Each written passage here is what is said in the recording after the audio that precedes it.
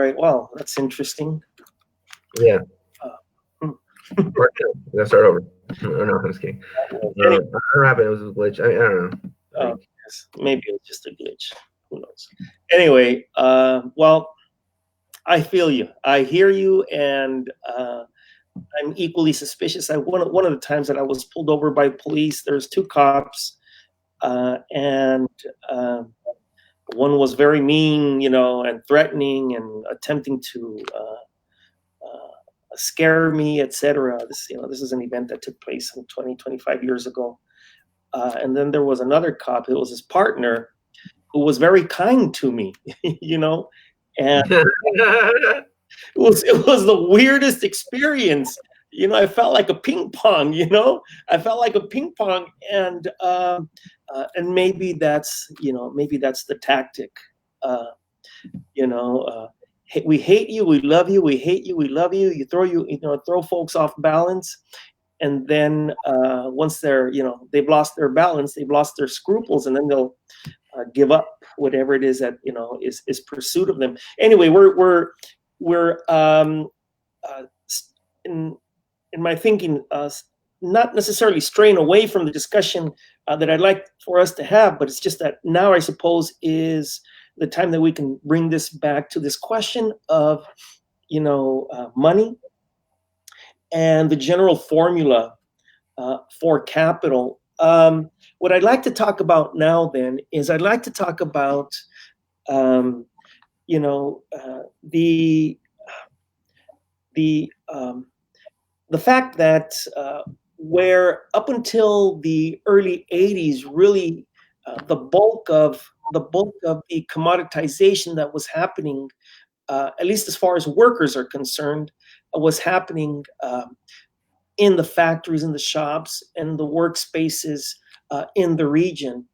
I don't have the counts now, of course, but I do know that over the last 30, 40 years, the proportion of people that have been commoditized simply for breathing, or attempting to breathe, I should say, right, has also grown, and particularly in the absence of the proportion of factories and shops that had existed in the region. Of course, I'm talking about the LA metropolitan region generally, and in particular, as far as the commoditization of people are concerned, I'm talking about the children and grandchildren of people who had worked in the region, in its factories, in its shops, in its places of employment. Their children and their grandchildren are today commoditized in their attempt to breathe, and of course, their commoditization is happening within the prison industrial complex. So that when folks say, "I can't breathe," it is as literal as it is metaphorical, and I should underscore that perhaps the literal significance of the word is should take precedence. In any case, as I was preparing for today's discussion, I learned that in 2010, so I'm looking at data, of course, that is 10 years old. 40% of the U.S. Incarcerated population is Black. mhm. That's and this is data that's 10 years old. This is astounding.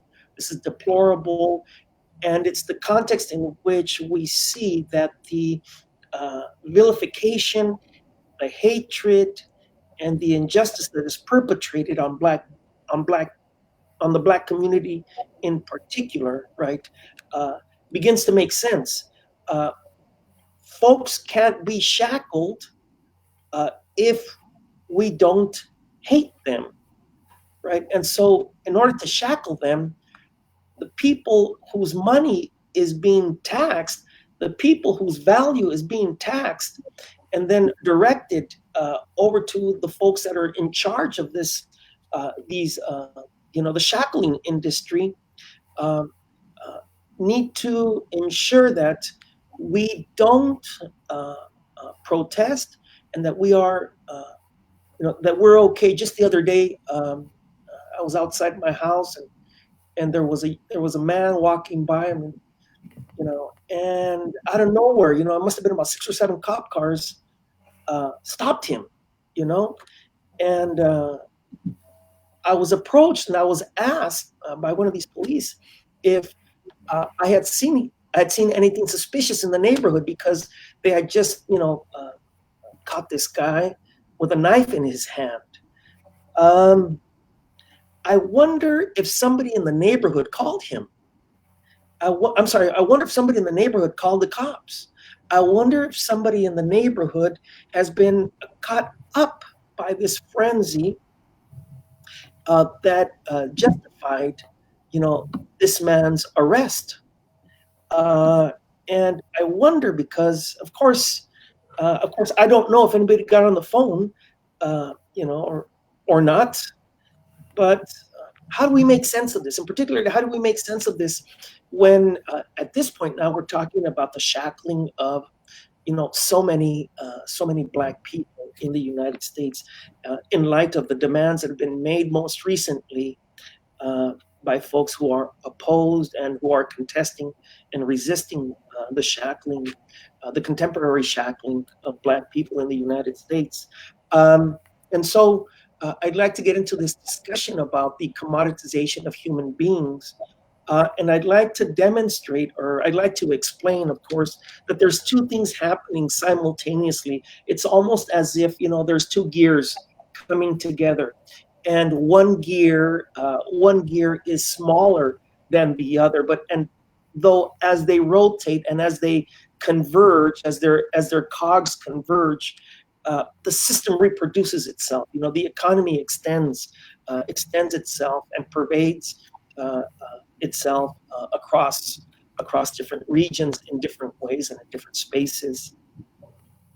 And I'd like to talk about, then, specifically, as far as this theoretical discussion is concerned, I'd like to talk about the ways in which money is invested in a particular commodity, and then that commodity is sold to extract profit. Some people use the term surplus value, right? And I'd like to, of course, later on, if time allowing, I'd like for us to engage in a discussion of the distinctions between profit and surplus value, because not all profit is surplus value, of course. In any case, if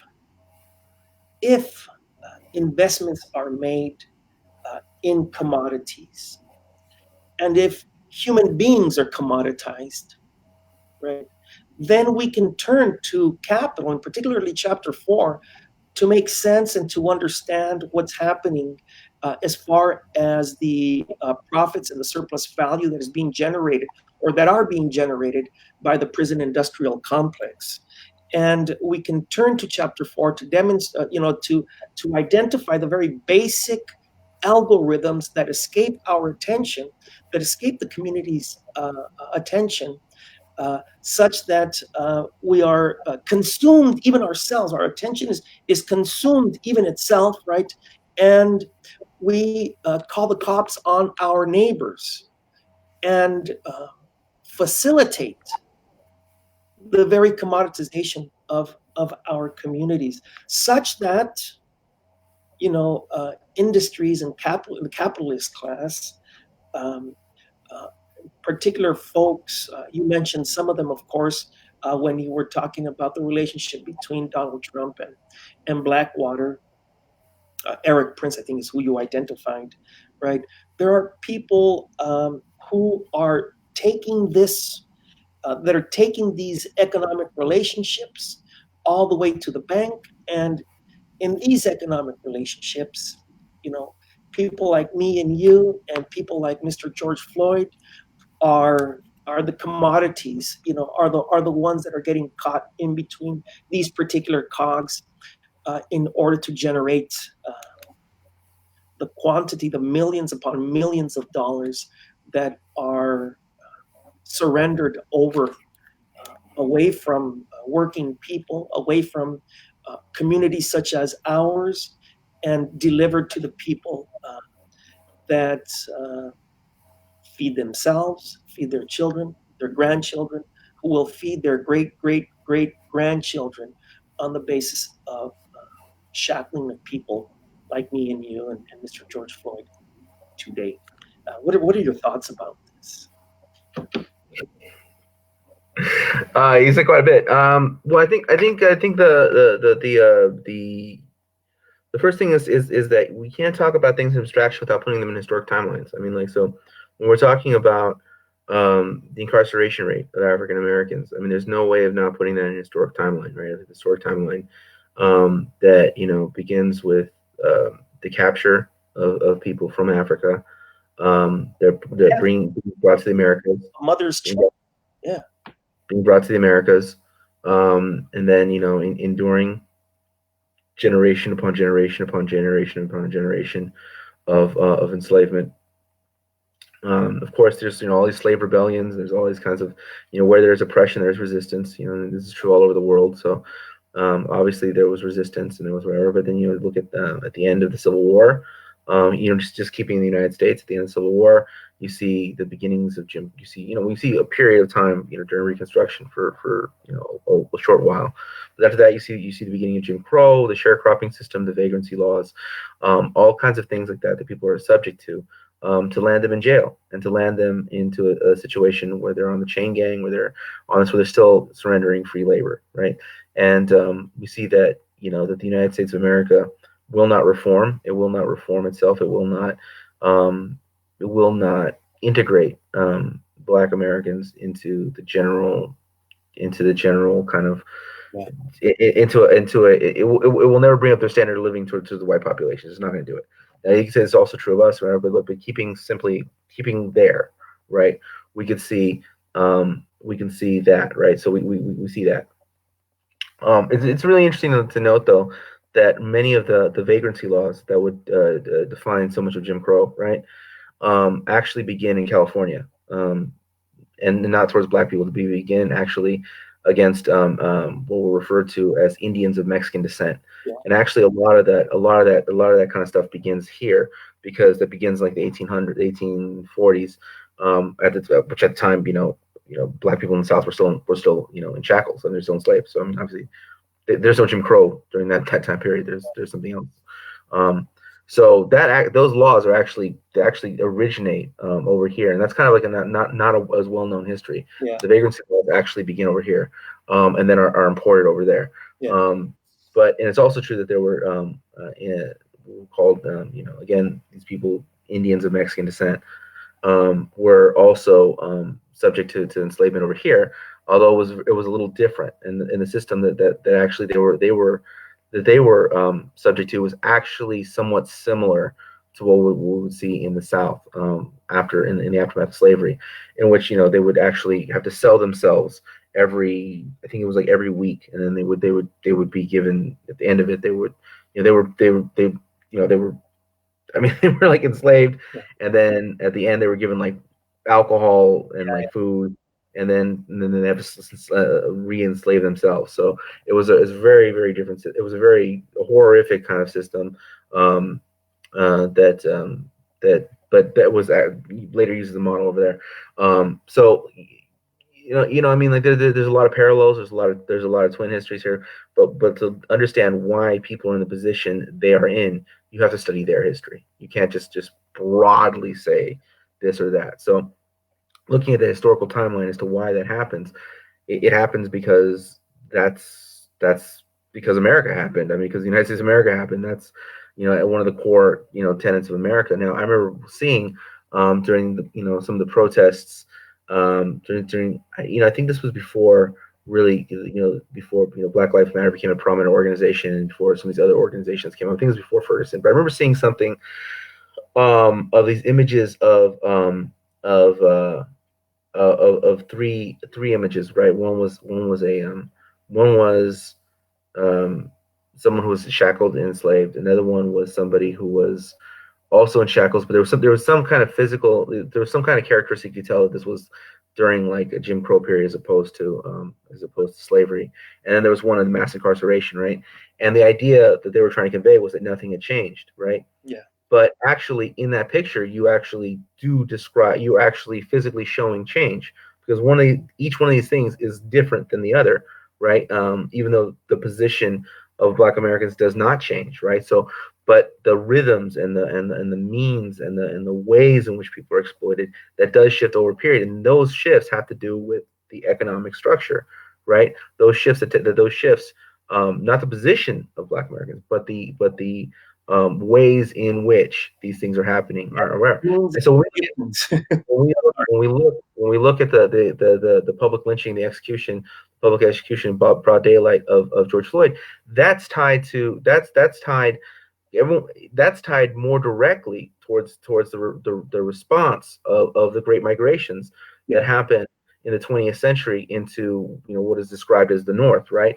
And so and the horrific ways in which people were treated once they came into the more urban centers, out of the rural and into the urban centers, and how they were treated unequally, how they were crammed in places later referred to as ghettos, how they were crammed, and how they were forced into this substandard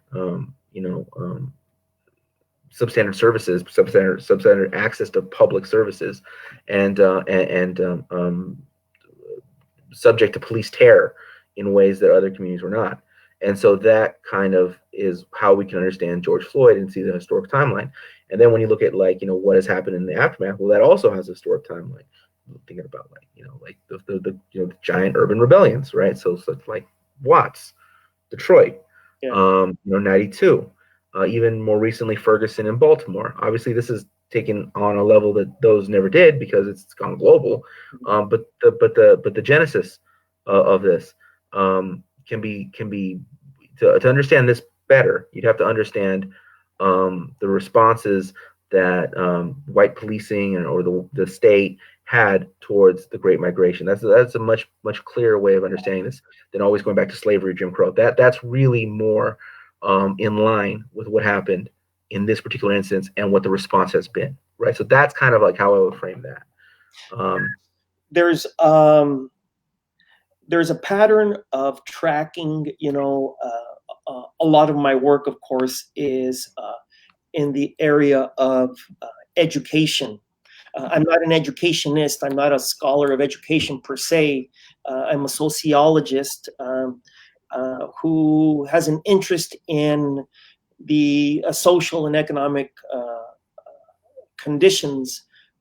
And to understand these more general conditions, I draw my attention to the kind of interactions and relationships, and particularly the kind of stratification and tracking that takes place within the states and the economy's ideological institutions, in this case, the schools, right? And I've been very attentive to the ways in which the tracking and the stratification of people by race and by class corresponds to the ways in which that they have been tracked and stratified, outside of the school system.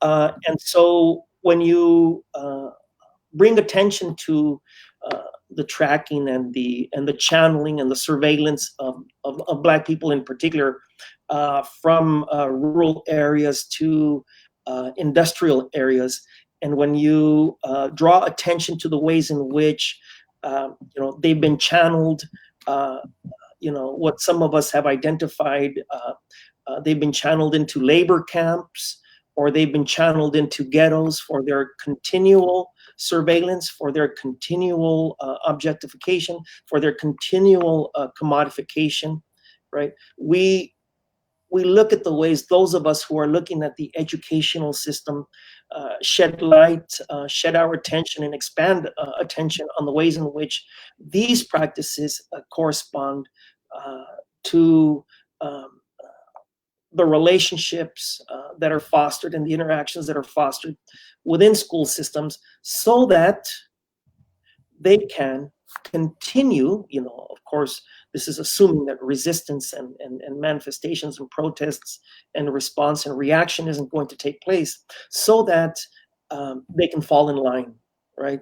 So that the teachers do the kind of work that normalizes Black folks' relationship, or would do the kind of work that would normalize their relationship, Black folks' relationship, and regard for the other institutions and the other entities and the other employees of the state that would ensure their tracking and their commodification later on in life.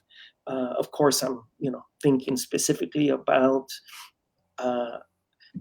in the contemporary case. I'm thinking about the school to prison pipeline, but just as well, we might say the neighborhood to prison pipeline, right? So that there's this kind of correspondence, this converging relationship that when uncontested, that when misrecognized, right, allows for the continual perpetuation and commodification of human beings, and that we ought to look at that. We ought to understand those relationships. We ought to understand those relationships because when we track them, that is when we recognize them, when we understand the ways in which they work, we not only gain a sense of the way that the social and economic system works against our fellow human beings, but we can ask ourselves two questions. The first one is it happening against us? That's the first question. And then we can engage in discussion and answers to those particular sort of questions. And then we can engage in a second question. What might we do collectively to respond to this, and to respond to this effectively?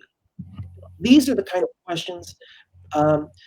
This is the importance of discussions like the ones in which we find ourselves, as far as I'm concerned. Your thoughts? My thoughts is I had the opportunity to talk to Gilda Cho not too long ago, right?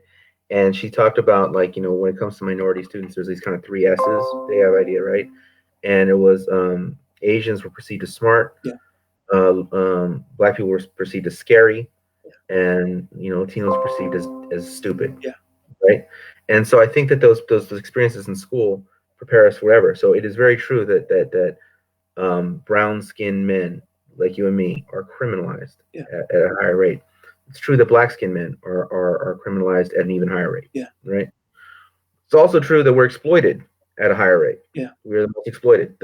We have the lowest wages of any group of people here, right? Yeah. So it would correspond that, like, treating young Black boys like they're scary, young Black girls like they're scary, as we are treated as well, right?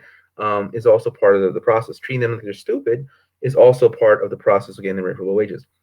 But the common thing I found, especially in these the interviews that I ended up doing, was that the questioning of intelligence, right, this seems to happen at a greater rate for our community, the Mexican community, yeah.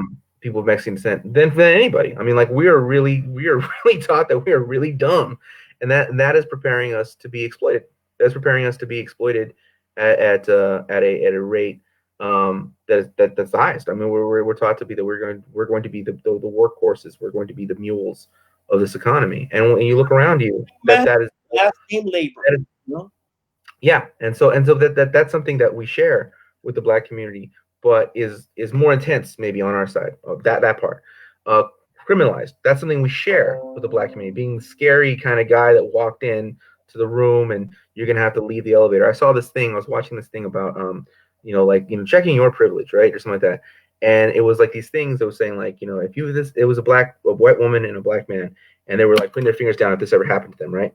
And it was supposed to be like like to learn that you're privileged, right? So all these things that happen to this Black man, all these horrible things, like, has someone ever crossed the street to avoid you? Put your finger down. Like, all these things that happened to me, except for like one, I think. One I don't think I've never experienced, but like almost all these things I've experienced, right? But the reality is I probably experienced them less. It's happened to me fewer times. You know what I'm saying? And I can recognize that. I can definitely recognize that those things have probably happened to me fewer times than that. So the rate of criminalization, the rate of exploitation, they may vary from community to community, right? So you asked, do we experience these things? I don't think that we are criminalized at the same rate as the Black community. I don't think that happens, and statistically it doesn't bear out. And also my own just personal experience, I don't feel that I'm criminalized at the same rate. Like, what I mean by that is that, like, have I been followed around liquor stores? Have I been followed around stores? Yes. Does it happen to me every single time I go to one? No. Yeah. Does it happen? You know what I'm saying? Like, like, have people walked across the street to avoid me? Yes.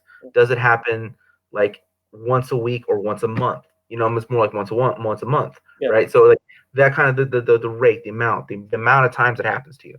I would say it's probably, yeah, a little lower. But, like, again, this is getting into these weird, like, these kind of things. But I mean, but they're important in a way. But the reality is, yes, we do experience criminalization. Yes, we do experience that, and I do think that's why, if you see there's a big discussion right now about anti-Blackness within the Latino community. And it's very important because we do obviously see a lot of that. Yeah. And in response to the lynching of George Floyd, we see a lot of people saying, "What about us?" We see people saying, like, "Hey, forget them." Like they attack us. Don't you remember this or that? All that nonsense, all that horrible stuff. That needs to be rooted out. That needs to be confronted. That absolutely does need that. On the other side, what you see is a caravan stretching 10 miles long that's primarily made up of raza, in solidarity, right? And so where does all this solidarity come from? I don't think it comes from, like, the size of our heart. I don't think wherever. I think it comes from a lot of overlapping experience. Yeah. I think it comes from the fact that there's overlapping experience, and that felt passion, right, is why you see that the largest solidarity efforts, in the United States of America this time are not coming from the various other communities. I mean, there's a lot. This is a multinational country. There's lots of different types of people that live here. But the biggest solidarity you see are coming from, what we describe as Native or, misrecognized as Latino peoples. That's the biggest. That's the biggest solidarity. That's the biggest. Like, we are marching as well. We are, like, and that's the fact of the matter. And because, again, when we get back down to it, when we really get back down to it, what we're looking at is there's nothing in this country, there's nothing in struggle that doesn't tie back to the fact that this is stolen lives, stolen land. That's it. I mean, that's the genesis. The National Association for Chicana and Chicano Studies. Marx recognized. Go ahead. Which Marx recognized that the beginnings of capital begin with the conquest of the Americas and enslavement of Africans. Yeah, the modern history of capital dates from the creation in the 16th century. That's the 1500s.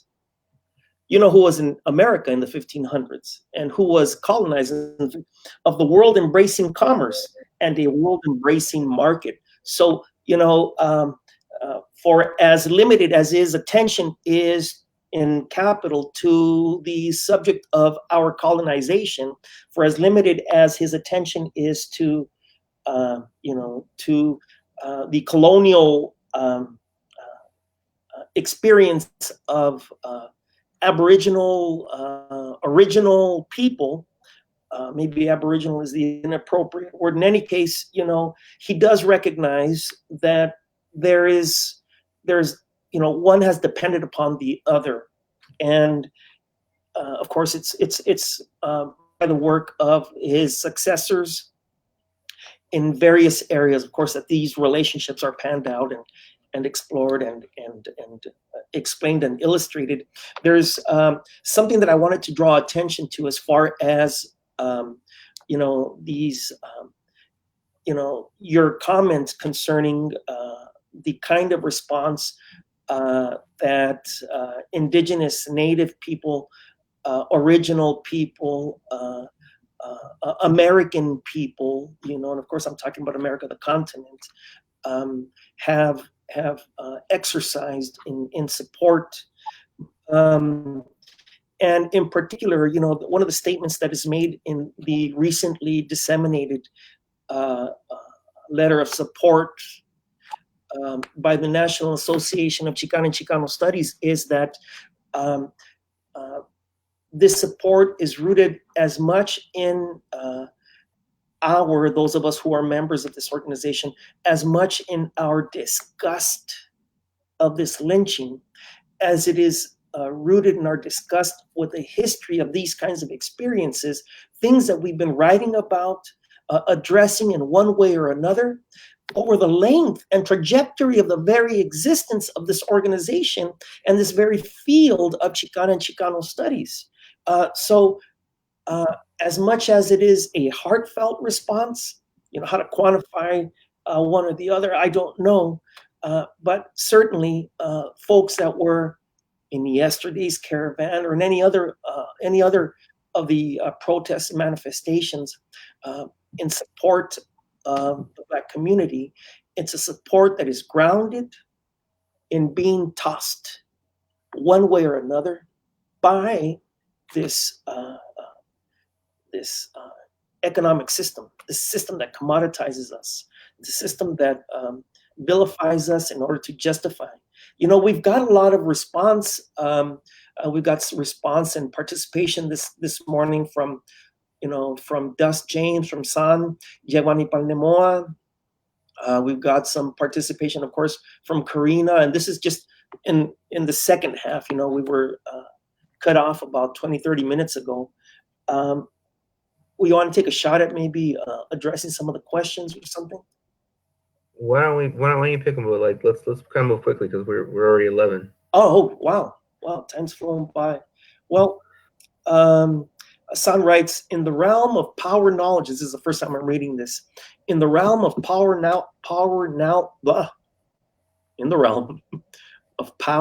knowledge games, we will always lose because we are already enclosed in the framework of power knowledge games. And by that mere fact, we are in a mitigation realm.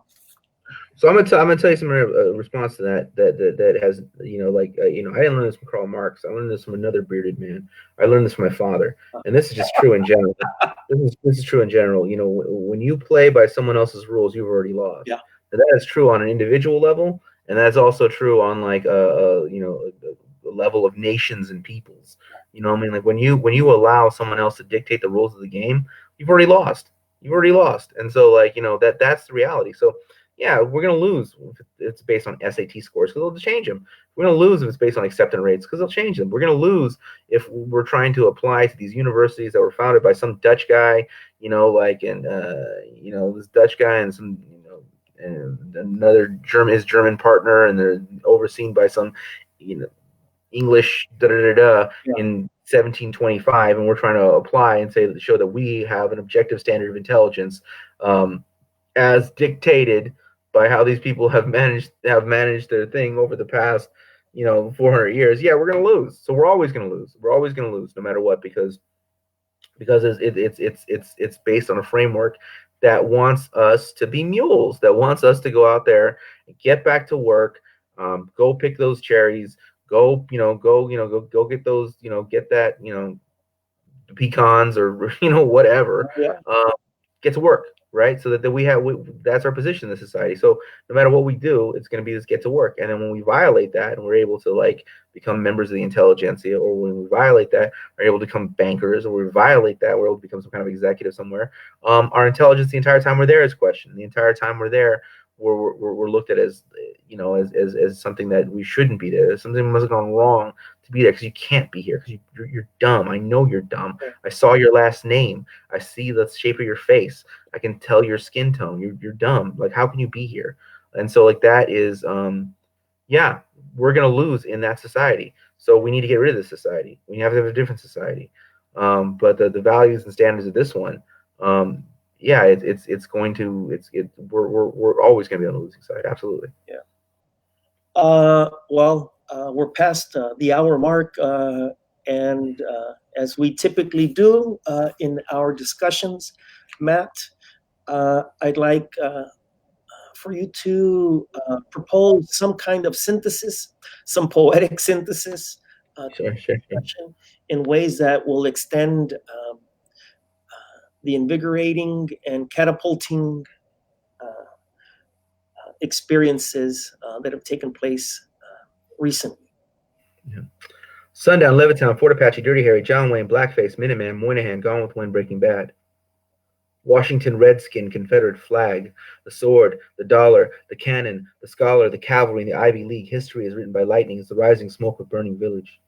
The ways in which victors keep their victims. A fronted thesis notes on the state of Virginia expansion, the winning of the West, Lewis and Clark, Smith and Wesson, a circle the wagon with bloodshed and slave sweat, the crack of the whip, the law of 3/5, the Crown Republic, King Cotton, the intended failures of Reconstruction, the housing covenants, the greedy great migrations did the same to the Mexicans, the poor Mexico. So far from heaven and so close to Monroe Doctrine, to Davy Crockett, to prison industrial complex, a war on drugs is a war on our young. Bloody Christmas, Reefer Madness, 15 to life for 4 ounces, East Oakland, West Baltimore, South of La Brea and Oliver North, Plymouth Rock, Jamestown, the Rio Grande, stolen lives, stolen land.